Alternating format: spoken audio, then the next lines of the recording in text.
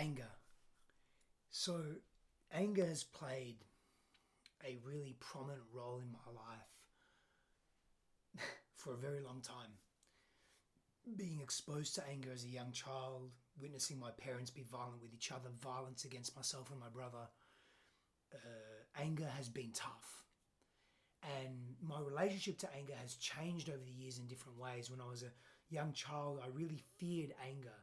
I feared being angry and I hated anger. And then as a young adolescent teenager, I became more angry. Hormonally, I was changing. I became very aggressive. I lost myself in anger and violence and aggression. Just aggression and passive aggressiveness and anger leaking out in all different ways. And it hurt me, and it hurt those that I loved and cared about deeply. And I began to hate parts of myself. I began to hate my anger and hate who I was in the world. And I hated myself even when I wasn't angry, because when I found my voice, I found it in conjunction with anger, because I was so suppressed as a young child. And so when I wasn't angry, I hated myself because I thought I wasn't protecting myself, wasn't defending myself. And I felt no matter where I looked and what I did, I would lose. I'd be in this losing battle, this losing game with anger. And it was sad. And it was confusing. And my relationship to anger wasn't healthy. And it wasn't until I shifted my relationship to anger, began to dig underneath the anger, allowed myself to feel the anger, to experience it, to express it. Then I was able to shift. I was able to deepen my connection to myself. The intimacy that I feared outside of me lessened because I was coming into greater communion with me. Let me elaborate. And this conversation has been triggered by working with a client where he said to me, I numb my anger. I shut down my anger. He had a very similar upbringing to me. Violent, aberrant, just not healthy in that way. And when he was in his early 20s, he hadn't experienced that. He said, no more. I'm going to shut down this anger. I can't do it anymore. Shame carried through that experience. And that shame was so intense that he said to himself, I'm numbing anger. I'm stonewalling myself. I'm done with anger. But he wasn't done with it. Like I wasn't done with it. He just compartmentalized it, suppressed it, pushed it down, and it kept coming up for him in different ways. It would leak out in his low self-worth, and then he'd have to compensate. But let me get into that. So we had this deep conversation around our relationship to anger and how important it is for us. And I said to him, your anger is beautiful. Your anger is actually needed. And he was just shocked. It reminded me of the time, or the many times, where I was shown my anger is beautiful. But the story I had was that my anger is bad. I'm bad. I would shame myself for my anger. So I hated my father so much. I hated who he was and what he was. And so I would shame him and hate him and all his attributes, including anger. But I then possessed anger, so I hated myself. I judged myself so deeply. I still do. Last week alone, with one of my mentors and healers and medicine men, we did our deep shadow work. And my judge came out to sit next to me. I came into a deeper communion with that judge that I've never experienced before. And he had the anger in him. And he was projecting that into me and onto me. So it still exists, but the relationship is different. But I said to my client, I said, man, what we do when we numb our anger, stonewall ourselves, we compartmentalize ourselves. We start to segregate ourselves from the world. And we start to hide, and we develop a pattern of hiding. We develop a pattern of running away from who we truly are, because we're told, or we think through the stories in our own minds, through external pressures, through our volatile experiences, that this part of us is not healthy. Therefore, we're not healthy. So we shove it away.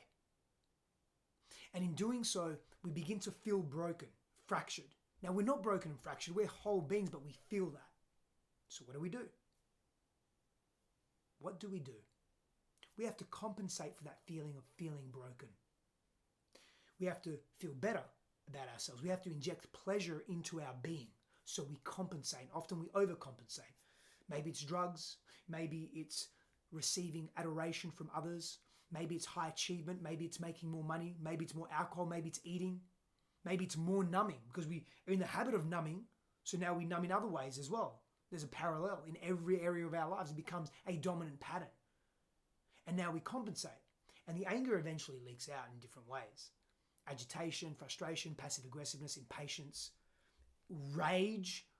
Just a road rage incident may happen every few months, may happen every few weeks, depending on who you are, how much you can compress, how long you can hold it down for. And so now people in our lives are experiencing us as we are experiencing ourselves, fractured, broken, destitute, not feeling whole. Can they trust us? No. They struggle to trust us through their own nervous systems, making contact with our nervous systems in unconscious ways. They're reading this strange person, this person that doesn't quite feel full in their own selves. That's scary for them, especially if they have wounds and triggers around intimacy and intimacy not being safe and not being able to trust people. Now they'll move towards you with trepidation or they'll move away from you. That then triggers you further. But you've got no outlet for your anger, so what do? You've got no outlet for your frustration, so what do? It leaks out, either in compensation or projection. Compensation or projection. You compensate, you try and do all the things, the energy's out to make yourself feel better, pleasure back in your body, in your being, in your psyche. Or you project. You get angry at other people, you make it their fault. Ego doesn't like to take ownership. But we remedy this. We remedy this through self-exploration and self-ownership. We remedy this through providing ourselves a safe space and place to express, to be, to release, to let go, to be seen without judgment, with compassion. That's been one of the biggest healers in my life, to be witnessed, particularly by the feminine, but by other men as well, in non-judgment and compassion. Your anger is welcome here, brother. All of you is welcome here. Wow. That's been revelatory for me. All of me is welcome. Even the ugly parts, even the parts that I don't like, even the parts that I think are dangerous, even the parts that I despise or that others have told me are ugly. Because remember, if I've got this pattern of shame around who I am emotionally in the world or how I think, I carry other areas of shame as well in my body. I'm not enough. I should be here, should be in a particular elevated space and place within society. I should have this job. I should live here. All these shoulds. Compartmentalizing anger can have a detrimental domino effect. What are you doing with your anger? Has anyone ever shared with you? Has anyone ever told you that your anger is healthy and your anger is welcome? That your anger is beautiful? And this isn't just for anger. These are just for all the parts that we think are ugly, we deem to be ugly. The shame, the fears that we carry. Has anyone ever said to you, that's beautiful, bring that here. I want to see all of you, not just parts of you that are convenient, not just the parts that you think are worthy of being here or that you think are good or that you think I want to see. I want to see all of you. Can you create those circumstances for your life where you surround yourself with those kinds of people, but how, you may ask? Great question. By seeing yourself first, by loving yourself. And this isn't me getting on the self-love train. This is me sharing with you that when I began to judge myself less, love myself more, surround myself with people that saw me, life shifted for me. And the parts that I thought were ugly and unreachable became gifts, opportunities for growth. I have an interesting relationship with anger and rage. It still resides within me. I feel it in my body, in my frustrations. I feel and see myself regressing into that little boy that was so frustrated because he just wanted to make dad happy and mum happy and everyone happy, everyone to stop fighting. screaming and being so loud. That little boy that just wanted to be seen. And when he made a mistake, he was reprimanded for it. I see that little boy keep coming out in me. And inner child work is some of the deepest work I've done as well, and continue to really help settle that part of my psyche and nervous system, to give accessibility and tangibility to that part of me that has been so lost for so long. That's another conversation for another time. But who's in your corner for all of you? If I may suggest, start with you. Power and blessings to you.